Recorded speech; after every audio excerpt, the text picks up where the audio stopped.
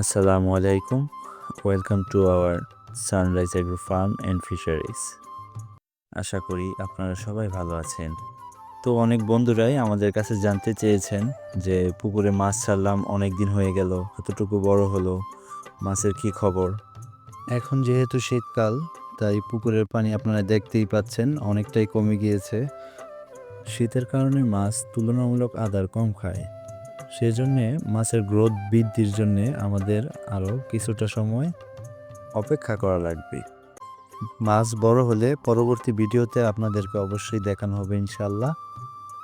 আমরা পুকুরের চারপাশে বিভিন্ন ধরনের শাকসবজির চারা লাগিয়েছিলাম। আমরা লাউ, মরিচ, বেগুন, পেঁপে, শসা ইত্যাদির চারা রোপণ করেছি।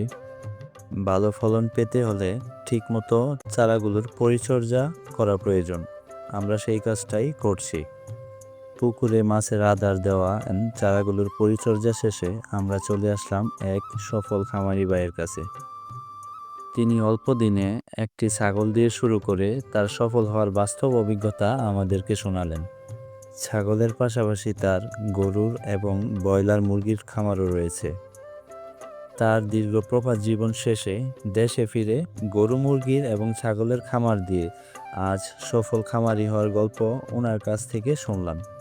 এই সফলতার গল্প আমাদেরকে সামনে এগিয়ে যেতে আরও অনুপ্রেরণা যোগায়। ধন্যবাদ সবাইকে ভিডিওটি দেখার জন্য। আরও নতুন নতুন ভিডিও পেতে আমাদের সানরাইজ এগ্রো ফার্ম পেজটি ফলো দিয়ে পাশে থাকুন।